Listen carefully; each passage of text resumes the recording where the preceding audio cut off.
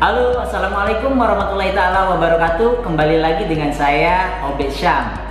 Kali ini saya ingin share kepada teman-teman semua pengalaman hidup dari rekan saya yang berada di sebelah kanan, yaitu Abang Tisna. Saya dari orang nggak punya ya, dari kampung, dari Tasikmalaya, datang ke Jakarta dibawa paman saya ya ke sini, hanya jadi seorang tukang ngepel, tukang kebun di sini, Tukang kebun, pekerja rumah lah istilahnya gitu. Pembantu ya, pembantu rumah tangga.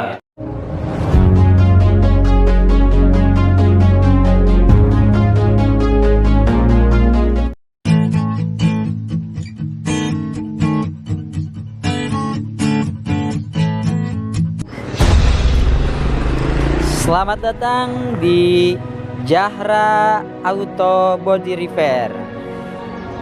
Inilah office Auto Zahra, bengkel body dan cat mobil.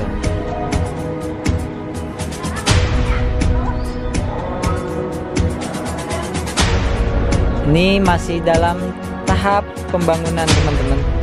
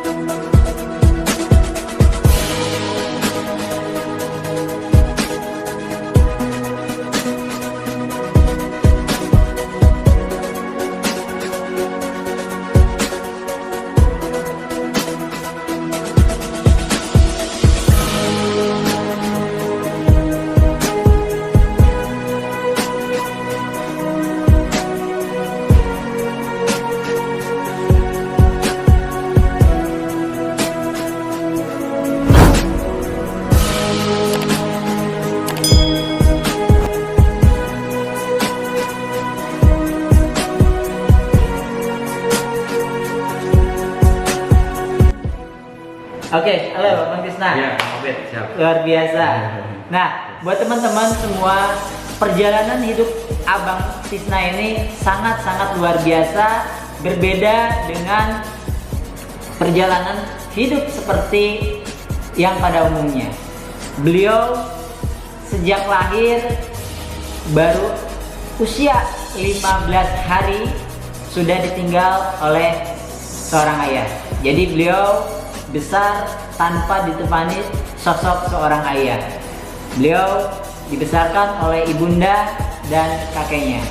Nah, saat ini beliau sudah membangun bisnisnya dari mulai bisnis transportasi dengan nama PT Zahra Trans Indonesia, lalu memiliki cabang bisnis lainnya di bengkel mobil, antara lain Auto Zahra yang di bidang body repair, dan ada satu bidang lagi namun tetap masih di bidang otomotif, yaitu Nano Keramik. Oke, ini sangat luar biasa, khususnya bagi teman-teman yang ingin mencoba untuk berwira swasta, apapun, dimanapun, dan kita dilahirkan dari siapapun, tentunya jangan pernah kita berkucil hati, jangan pernah membatasi diri kita untuk memiliki sebuah dream atau impian. Oke, kita langsung aja ke Bang Tisna. Kita pengen tahu bagaimana sih perjalanan Kang Tisna ini pada saat masa kecilnya. Oke, Kang Tisna, monggo. Ya, Kang Obed. Sharing aja ya ini Bang Obed. Iya, sharing kan. Apa namanya? Malu lah. Nggak biasa seperti ini malunya, saya bukan apa-apa sih Kang gitu ya. Gak apa-apa, Kang. Ini saya terinspirasi dengan perjalanan hidup Kang Tisna. Kang Tisna ini walaupun lulusannya katanya hanya sekolah dasar, sampai sekolah dasar. Bayangin teman-teman, hanya lulusan SD, tapi beliau bisa membangun sebuah perusahaan dan memiliki banyak karyawan. Tentunya dengan kehadiran beliau ini memiliki dampak yang sangat positif bagi keluarga maupun saudara-saudaranya yang ikut bekerja di tempat perusahaannya beliau. Kalau boleh tahu nih, apa sih mungkin perjalanan hidup Kang Tisna yang saya lihat sekarang mobilnya sampai berjejer seperti ini Kang. Mobilnya bukan ece-ece lagi. Mobil sekelas Innova Ribbon, Alphard, Camry, Pajero, pokoknya luar biasa. Ayo Kang, sharing teman-teman supaya yang muda-muda yang mungkin sekarang ini masih stuck atau mengecilkan hatinya sendiri, ibaratnya membatasi dirinya sendiri. Bagaimana sih ibaratnya Kang Tisna yang menurut saya dari kecil, lahir masa kecil bisa dibilang tanpa sosok atau kehadiran seorang ayah, walaupun ada ya ayahnya. Oke, silakan Kang. Ya Kang, pertama Assalamualaikum warahmatullahi wabarakatuh. Nama saya Tisna, bergerak di bidang jasa rental. Nama PT saya adalah PT Zahra Trans Indonesia. Ini sama Kang Obed diajak sharing nih untuk apa namanya Kang Obed? Berbagi pengalaman hidup. Berbagi pengalaman. Mudah-mudahan bisa memotivasi teman-teman kaula muda yang ibaratnya sekarang kan, karena banyak teman-teman itu yang pengen mencoba untuk berwira swasta, namun mereka masih menyalahkan keadaan, menyalahkan ibaratnya hal-hal di sekitarnya lah. Jadi bagaimana supaya perjalanan atau kisah hidup Kang Tisna ini bisa menginspirasi teman-teman Kang? Ya. Pada awalnya sih memang saya dari orang nggak punya ya, dari kampung, dari Tasikmalaya, datang ke Jakarta, dibawa paman saya ya ke sini, hanya jadi seorang tukang inilah apa namanya ngepel, tukang kebun di sini. Tukang kebun. Kerja rumah lah istilahnya gitu. Apa namanya? Pembantu ya, pembantu rumah tangga. Asisten rumah tangga. Dengan dikit ya. Iya. Nah, tapi dari situ saya punya pemikiran bahwa saya harus bisa maju gitu ya kan ya.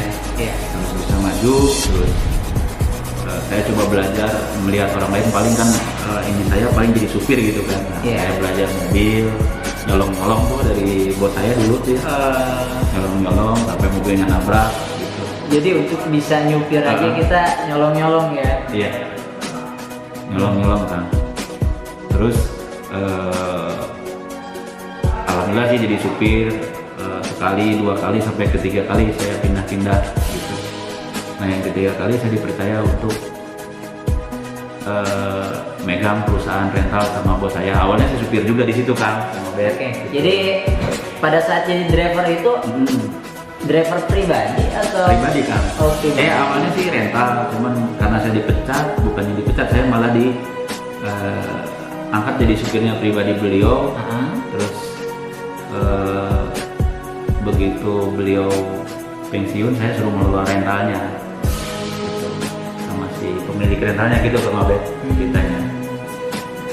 Nah terus dari situ coba saya kembangkan ya ke, kan cuma 4 mobil ya waktu itu ya, cuma ada Avanza, EPV 2 sama Innova 1 waktu itu di tahun 2000-an lah, 2000. Avanza dulu tuh awalnya sih tahun 2000-an lah, tahun 2000-an ya, Avanza sama EPV tuh gitu Kang Obed.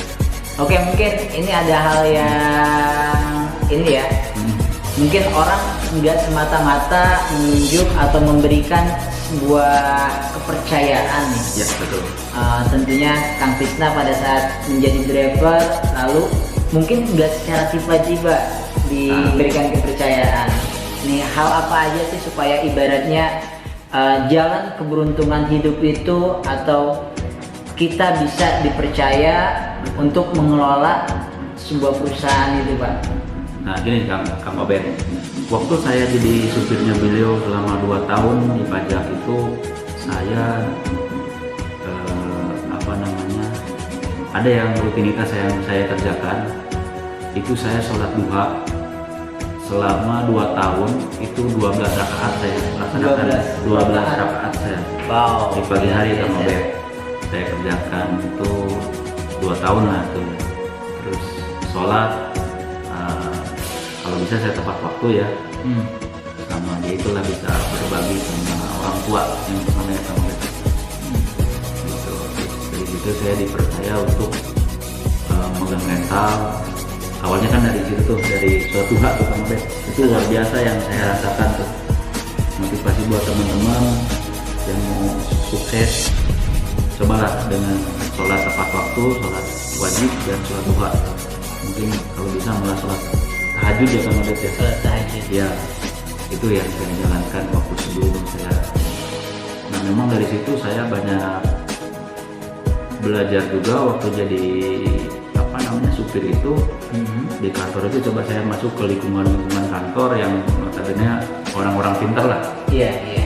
Nggak seperti sopir lain lah nongkrong di parkiran yang cuma ngopi. Jadi nggak hanya waktu menunggu itu dipakai untuk menunggu bermalas-malasan, tapi betul.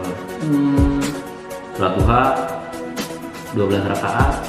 Terus saya masuk ke lingkungan kantor untuk cari ilmu lah, di situ ada komputer yang nganggur apa saya coba utak-atik lah. Orang dari kampung saya kan gak punya apa-apa Kang Obed. Tapi dapat kesempatan untuk bisa masuk kantor. Waktu itu bisa karena saya kepala kantor kan. Yang di bawah itu. Di bawah itu gitu. Nah dari situ begitu pensiun dipercaya untuk megang rental. Terus setahun, 2 tahun, 3 tahun saya kembangkan. Oke, buat teman-teman, tips dari Kang Tisna, apabila kita ingin dipercaya orang, tentunya kita harus memperbaiki, memantaskan diri kita terlebih dahulu. Beliau hanya seorang lulusan sekolah dasar, tapi beliau memiliki sebuah kemauan untuk belajar, kemauan untuk berubah, berawal dari berdoa memohon kepada Sang Pencipta yang Maha Segalanya, dengan mungkin teman-teman yang agamanya Muslim bisa menjalankan tips dari Kang Tisna, yaitu melaksanakan sholat duha yang beliau laksanakan pada saat itu 12 rakaat selama 2 tahun berturut-turut. Hampir kalau. Dan salat 5 waktu pastinya tepat pada saat azan berkumandang, beliau sudah bergegas untuk melaksanakan salat wajib. Nah, akhirnya seiring berjalan waktu, beliau diberikan sebuah peluang, yaitu dari mungkin nggak semata-mata bosnya ini yang seorang pekerja dari kantor pajak, ya pajak, memberikan delegasi untuk mengelola perusahaannya, yaitu usaha bidang rental mobil. Mungkin enggak serta-merta bosnya ini memberikan kepercayaan yang berawal, walaupun Kang Tisna sendiri bilang saya nggak pintar, tapi saya ada kemauan untuk belajar. Saya nggak pintar, tapi saya ada kemauan untuk berubah, ya kan? Betul, Bang. Maka di situ bosnya mungkin melihat bukan dari sebuah intelektualnya, tapi kepada attitude, kejujuran, dan kemauan untuk berubah. Mungkin bisa dilanjutkan Oh ya. setelah diberikan kesempatan mengelola usaha yang mungkin tentunya kita harus banyak mempelajari. Ibaratnya awal mula belajar berusaha tentunya Kang Tisna kan nggak langsung paham Iya, tentang betul. perentalan gimana Kang? Ya biasalah Kang, untuk maju kan di jalanan itu kita banyak rintangan juga lah, mungkin Kang Obed tahu Betul. di rental seperti apa. Ya kita jalanin dengan sabar, karena di situ juga memang banyak pelajaran yang kita petik ya, hikmah yang Iya. kita petik, teman-teman jadi menambah misalnya gitu ya. Relasi ya. Relasi gitu. Ya terus setelah mengelola saya coba untuk berani beli mobil, kan waktu itu masih ngelola ya, kamu punya orang. Iya. Masih mengelola punya bos ya. Iya. Beli 1, 2 saya waktu itu, 2, 3 lah, terus nambah gitu. Itu hasil dari tabungan bekerja untuk beli kendaraan. Hasil dari ngelola, terus memang waktu itu saya kembangin ke mobil mewah. Besarnya sih emang di mobil mewah ya Kang ya. Saya nggak bisa komputer, saya nggak bisa awam lah dari kampung, gimana sih nggak punya komputer, nggak punya handphone kan dulu ya kan. Cuman saya mau belajar, saya mau ke teman-teman yang mungkin kalau mau belajar kan semua sekarang serba ada tuh di internet, tinggal ketik aja mau belajar ini belajar itu, ada tip-tipnya ya itu ya. Terus dan yang paling saya rasakan sangat dahsyat ya, di luar saya berbagi sama orang tua, karena itu aset juga yang saya beli itu buat orang tua tuh banyak di kampung. Karena dulu memang orang nggak punya sama sekali ya kan. Iya. Saya beli bukan beli ya, apa namanya, ini mah bukan pamer ya, mohon maaf ya Kang Obed. Iya. Mungkin adalah motivasi yang sangat luar biasa bisa teman-teman jalankan. Saya ada membangun masjid di kampung saya, dan namanya rental saya, namanya Az-Zahra. Az-Zahra. Nah itu sangat luar biasa, yang sesuai dengan janjinya Allah kan, satu tuh dibalas dengan 700 kali lipat. Itu saya waktu itu membangun ya lumayan habis besar lah ya, tapi dananya nanti harus dari saya juga. Itu berarti perjalanan ini Iya. setelah Kang Tisna benar-benar membangun usaha sendiri yang atas nama Belum. Pelajara. Sebelum itu masih mengelola aja. Saya waktu itu sudah mendorong orang di kampung gitu, dan bukan mendorong sih, awalnya sih minta tolong karena mereka memang nggak mampu ya di kampung untuk bangun masjid. Dan saya bilang oke lah nggak apa-apa, cuman dengan dana biasa adanya itu, misalnya ada 10 juta buat beli pasir gitu, atau 10 juta atau 20 juta buat beli besi gitu kan. Ngumpulin dulu ya. Waktu itu sampai saya punya Ninja 250 cc ya, saya jual itu 50 juta, saya sedekahkan semua untuk fondasi itu. Wow, luar biasa. Gitu, daripada nganggur lah, saya bilang lo jual saya tuh, aset saya tuh pertama lah fondasi gitu. Nah dari situ bukannya Allah kasih kurang ya kan, saya dikasih banyak sama Allah rezeki itu, beli rumah, beli tanah di Jakarta aja saya banyak, lumayan lah, bukan banyak, ada lah gitu. Perlu diingat teman-teman, hanya lulusan SD tanpa skill atau kemampuan yang mumpuni di era digital ini, beliau mengakui gaptek. Beliau hanya seorang anak kampung yang merantau ke Jakarta tanpa dibekali ilmu pengetahuan, namun beliau memiliki ilmu dasar dari orang tua, yaitu spiritual. ilmu spiritual ini yang beliau percayakan, beliau harus berbuat jujur, berbuat baik pada sesama, terutama sebelum kita berimpak berarti ya. Ya. Sebelum kita berimpak ke siapapun, yang pertama Orang tua. adalah orang tua. Berarti ibu adalah jimat kita ya. Dan doanya itu sangat luar luar biasa. biasa. Nah, dari perjalanan hidup Kang Tisna ini, padahal beliau ini masih dalam status pengelola, teman-teman, belum masuk ke tahap entrepreneur. Nah, tapi di sini beliau belajar, beliau udah kita diajarkan untuk selalu berbagi, karena kebanyakan orang kita sering takut terlebih dahulu. Mungkin secara matematis ya, Ya, betul. matematis ketika kita keluarkan 50 juta emang hilang ya. Hilang. Tapi kita tidak tahu yang namanya keajaiban rezeki ya. Iya, betul. Itulah keyakinan yang dipegang teguh oleh Kang Tisna.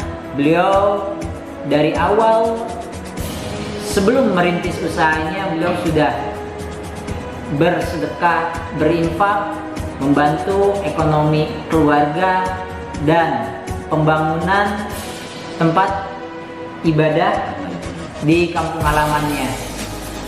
Tidak tanggung-tanggung. Pada saat itu beliau baru punya aset motor Ninja Ya. dan beliau jual hanya untuk membuat sebuah fondasi masjid. Namun apa yang didapat, balasannya sungguh berkali-kali lipat. Betul, Bang Alex. Banyak keajaiban-keajaiban yang beliau dapatkan, sehingga beliau dari menjual motornya tersebut dengan harga 50 juta ya kan? Kita betul. Ninja pada saat tahun berapa tuh? Lupa itu saya kan. Tahun 2000. 5 tahun lalu lah. Oh, 5 tahun lalu. Tahun berapa? 2015, 14. 2014an mungkin ya, 2014an itu masih keren-keren ya kan. Iya. Kita naik Ninja itu. Kang Tisna punya kendaraan yang keren, tapi beliau tidak sayang untuk beliau sedekahkan, infakkan ke pembangunan tempat beribadatan di kampung halamannya. Oke, mungkin singkat ceritakan kapan untuk memulai akan membangun PT Zahra ini kan? Atau dari sebelumnya emang Zahra yang pada saat kelola itu? Belum ngelola itu kan namanya mobilku rentar. Oh, mobilku rentar. Baru rentar namanya. Oh. Terus saya di mobilku baru aja saya udah ngebentuk namanya Zahra Rentar kan. Tapi udah CV saya waktu itu. Oh, pada saat itu CV. Udah CV juga kan mobil. Dari hal yang disampaikan oleh Kang Tisna barusan, terkadang seringkali kita dihadapkan dengan sebuah persoalan atau sebuah permasalahan maupun kata bijaknya tantangan ya. Iya, betul. Terkadang memang mentalitas kita diuji, pikiran kita. Namun ketika kita mampu menghadapinya dengan penuh kesabaran dan kita berdoa, ternyata ada hikmah yang mana membawa kita dipertemukan dengan seseorang yang akhirnya seperti Kang Tisna ini membawa jalan untuk join membuka sebuah perusahaan body repair. Padahal awal mulanya beliau sudah mumet sekali memikirkan kendaraannya yang insiden. Namun di balik peristiwa itu ternyata ada hikmah yang beliau dapat dan menjadi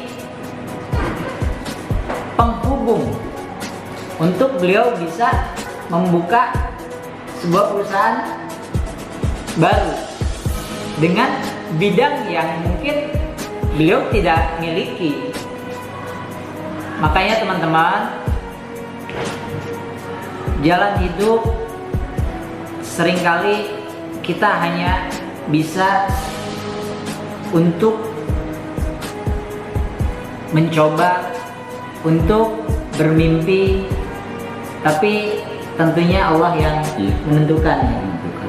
Apapun jalan kehidupan kita, sikapilah dengan sikap yang positif ya kan? Positif. sikap yang positif. Kalau pepatah Teh Elizabeth itu yang baru meninggal ya. Iya. Mungkin kita pernah dengar tuh kemarin ya. Mungkin kita bisa sedikit mencontoh ya, boro-boro istilahnya musuh kita tuh. Kalau Teh Elizabeth yang nusuk aja, bukannya yang nusuk yang minta maaf, malah beliau yang minta maaf gitu. Minimal lah kita kalau punya urusan dengan orang, apa kesel sama orang lain, lepaskan gitu kan. Kalau saya memang seperti itu dari dulu. Jadi intinya jauhkan diri kita dari yang namanya penyakit dengki atau penyakit hati, iri, dengki, benar gak? Betul. Dendam, Betul. seperti itu. Karena dari penyakit hati itulah yang akan meracuni, membuat diri kita sakit. Dan bagaimana caranya kita menjauhi hal itu? Yaitu dengan kita selalu menyikapi keadaan dengan pikiran yang positif. Walaupun tidak selalu positif ini baik juga, kita harus inian keadaan juga. Jangan sampai mobil kita dibawa lari, kita berprasangka positif aja. Tentunya dengan mengandalkan intuisi kita, teman-teman. Tapi tetap dengan SOP. Iya, dengan SOP yang udah kita jalankan, tentunya dengan keilmuan di bidang kita yang kita ketahui. Kalau misalkan udah ada indikasi seperti kita di bidang rental mobil kita dipindah tangankan, tentunya kan harus segera eksekusi. Jangan sampai kita positif thinking aja nanti dilanjut. Bukan seperti itu, teman-teman. Oke, itu banyak banget ya. Tadinya Kang Tisna katanya saya nggak bisa berkata-kata Kang Obed, tapi ternyata dari lubuk hatinya yang terdalam akhirnya keluar juga. Seperti salah satunya ya tadi apa Kang? Jangan pelit untuk bermimpi. Ya betul Kang. Dan mimpi setinggi-tingginya. Mimpi setinggi-tingginya. Mimpi itu gratis. Untuk kita tentunya yang masih muda apalagi, habiskan jatah gagal kita. Setiap kegagalan pastinya ada pembelajaran kan? Iya betul. Bukan seberapa banyak kita gagal, tapi seberapa banyak kita bangkit ya kan? Betul. Dalam kegagalan itu. Yang kedua, tentunya kita ada kemauan untuk memulai. Kemauan memulai ini didasari ilmu yang dari Pak Sabari apa? Ngaji diri. Jadi ngukur diri. Nah, kita harus tahu passion yang ada dalam diri kita.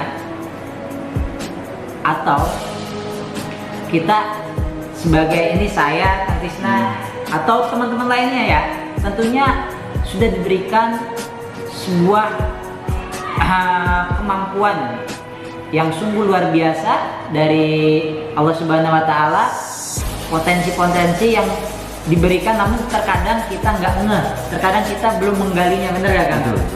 Nah, dan jangan lupa untuk memulai, jangan terlalu banyak teori, jangan terlalu banyak perbandingan, karena usaha tidak akan tahu hasilnya kalau usaha itu belum dimulai.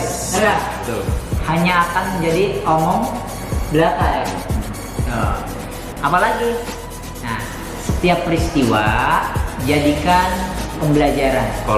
Sekolah kehidupan untuk kita. Tentunya dengan mengedepankan sikap yang positive thinking. Karena seringkali jalan atau alur hidup itu menurut pikiran kita rumit, karena mungkin terbatasan gitu. Namun ternyata ketika dihadapi di jalan, tentunya hasilnya ternyata ketika sudah kita hadapi, kita jalani, Allah berikan hasil di luar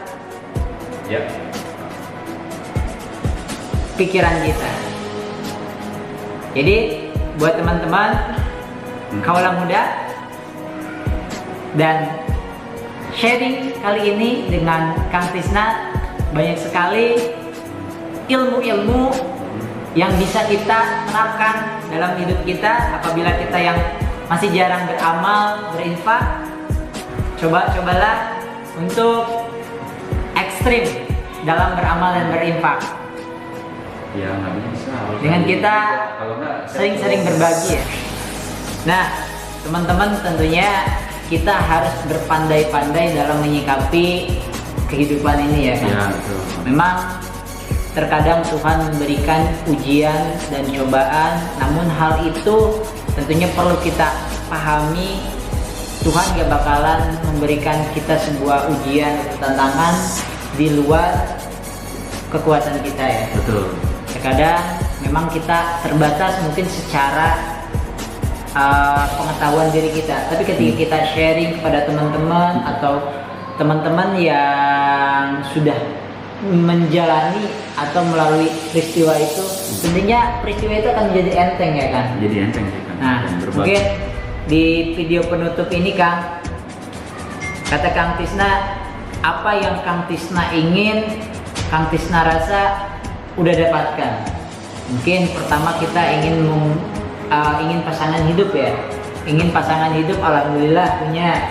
Lalu kita ibaratnya ingin punya rumah, alhamdulillah udah punya. Banyak. Dan mobil pun, iya, rumah banyak, mobil banyak. Coba katakan, mungkin apalagi sih ibaratnya yang kurang. Dan obsesi Kang Tisna itu untuk hidup tuh sekarang ini dengan mungkin bisa dibilang sudah serba berkecukupan ya kan? Jangan. Saya bilang serba berkecukupan, apalagi obsesi Kang Tisna mungkin bisa sharing kepada teman-teman Kang, supaya kita bisa menyikapi kehidupan ini dengan bijaksana. Kadang kan memang nggak sedikit orang yang baru punya Avanza, sikap di jalannya udah arogansi. Ya begini sih Kang. Pertama ya kita sudah seperti ini, samalah sama Obed juga yang merasakan harus pintar-pintar bersyukur, harus banyak bersyukur sama Allah sudah menitipkan rezeki ke kita, hanya dititipin dia. Iya, makanya saya tuh kalau apapun nggak pernah saya pikirin sih ya, cuman hanya dititipin aja. Pada intinya kalau kita tidak pintar bersyukur itu sama dengan orang lain yang orang lain lah, sama makan sama sehari itu ya nasi paling sepiring, 2 piring lah ya, sama lauknya sama. Terus prosesnya juga sama ya kan ya, Prosesnya sama. iya, cuman yang kita beda paling kita cuman hanya bisa beli baju baru, Baju bagus, baju bermerek ya. baju bermerek gitu, bedanya itu dan pada ini sih sama dipakai-pakai juga sih buat orang ya. Iya. Yang paling kunci utamanya bersyukur kan, Bersyukur ya. bersyukur, kita bersyukur bahwa udah dikasih titipan itu sama Allah. Ya jangan sombong, sombong. Apapun punya kita atau kemampuan kita itu hanyalah titipan Allah sih. Nggak ada yang ini yang lebih spesial, yang lebih bisa kalau kita bisa berbagi sama orang. Kalau kita tidak bisa ngasih uang, yang minimal kita bisa ngasih pekerjaan atau ngasih ilmu ya. Seperti sharing ini ya. Ya, saya Sekarang pengalaman buka usaha ini kadang-kadang saya malah dari rental aja udah cukup, tapi ada saudara-saudara saya di kampung misalnya pengen kerja, ayo ikut saya. Ya saya nggak bisa kasih uang, tapi saya bisa ngasih pekerjaan. Iya. Itu sama kata guru saya dengan sedekah ya. Sedekah. Guru ngaji saya dulu sama dengan sedekah, malahan begitu besar itu pahalanya katanya gitu. Iya. Gitu Kang Obed. Ya bersyukurlah itu Kang Obed, sama Kang Obed juga mungkin seperti saya juga lah. Luar biasa ini, dari awal sampai akhir mungkin isinya adalah daging terus ya teman-teman. Kenapa daging terus? Ini ilmu buat kita semua. Tentunya perjalanan hidup yang dilalui oleh Kang Tisna, dari kehidupan yang pahit sampai di posisi yang manis mungkin saat ini.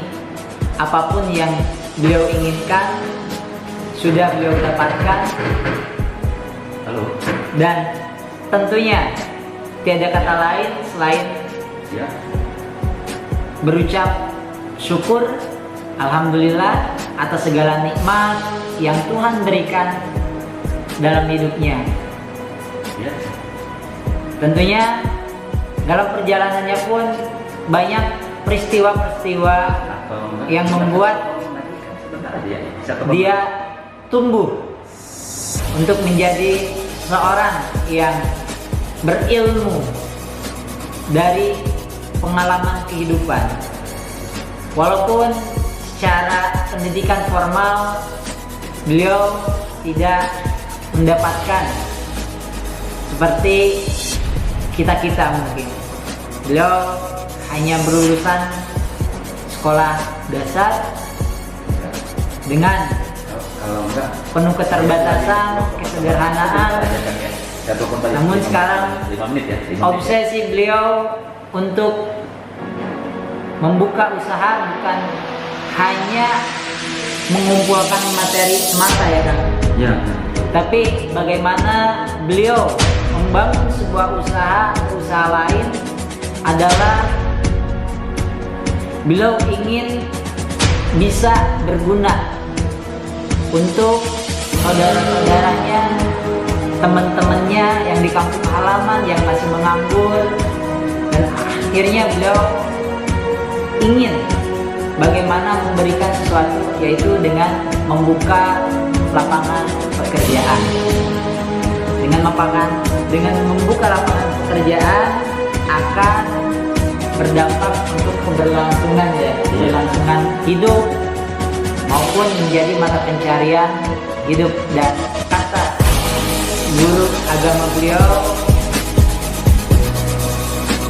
sedekah inilah yang nilainya tak terhingga, karena dengan kita memiliki niatan untuk peduli terhadap sesama, karena kita pun butuh orang lain ya kan? Betul. Kita berkesinambungan kan. Kita berkesinambungan. Mungkin khairun nas fa'hum nas, sebaik-baiknya orang adalah yang bermanfaat untuk orang banyak ya. Betul. Itulah yang ditanamkan menjadi prinsip hidup Kang Tisna. Oke, mungkin sekian dulu video kali ini bersama saya Obed Syam, dan di samping saya Kang Tisna yang sudah menginspirasi teman-teman semua. Apabila teman-teman butuh jasa trailer maupun rental mobil, baik untuk operasional keluarga, operasional kantor, dan kebutuhan lainnya seperti pariwisata, ziarah, bisa kunjungi rental mobil di jahrarental.com apa .co.id? jahrarentalmobil.com. jahrarentalmobil.com yang beralamat di mana kan? Di Jalan Raya Kalimalang, Jalan Raya Kalimalang nomor 7A. nomor 7A. Nah, sekarang sebutin Kang.